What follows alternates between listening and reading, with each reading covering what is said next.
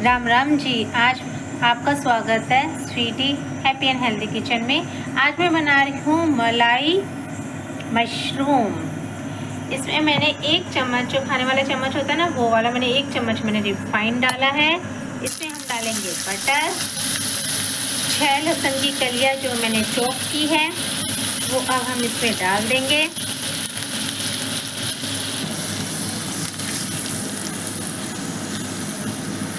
ज़्यादा नहीं, बस इतना सा ही हम कि इसका कच्चापन निकल जाए। अब हम सीधा इसमें मशरूम डालेंगे।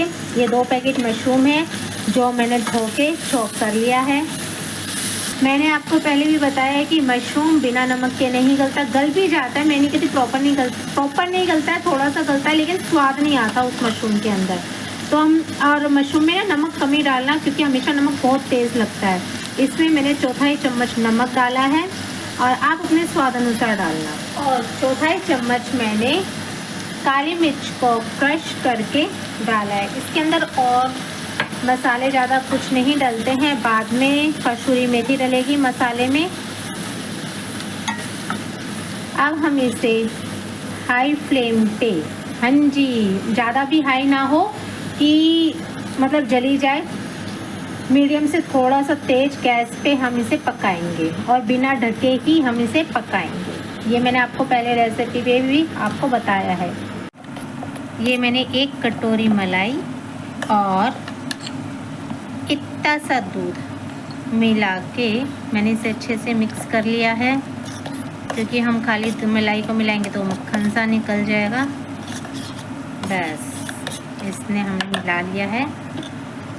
ये हमारा देखिए,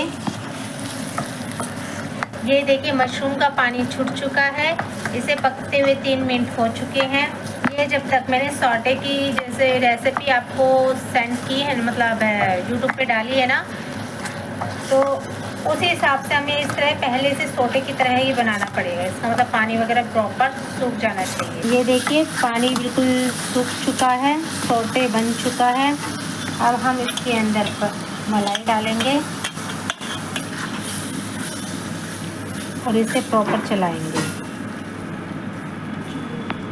ये देखिए मलाई मैंने डाल चुकी है और इसे हम चलाएंगे। इसके अंदर मैंने थोड़ी सी कसूरी मेथी ली है जो गरम कर ली है। अब हम उसे क्रश करते हुए इसमें डालेंगे। कसूरी मेथी डालने से ना अलग ही खुशबू आ गई।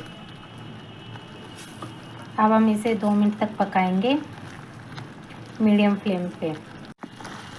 ये देखिए हमारी मलाई मशरूम बनके तैयार हो गई है। मैंने इसे 2 मिनट तक मीडियम गैस पे फैलाया। देखो मलाई की थिकनेस ऐसे दिखनी चाहिए। अब हम फ्लेम कर देंगे बंद। अब हम आपको मलाई मशरूम को सर्व करके दिखाती हूँ। ये देखिए हमारी मलाई मशरूम बनके तैयार है। लेकिन मेरे कहने पर इसे एक बार बना के ज़रूर देखिएगा, ट्राई ज़रूर करना है। और हाँ, इसके अंदर विटामिन डी और कैल्शियम अच्छी मात्रा में होता है और ये स्वस्थ मतलब बहुत हेल्दी खाना है। आप ये सोचोगे मलाई है तो हेल्दी कैसे है?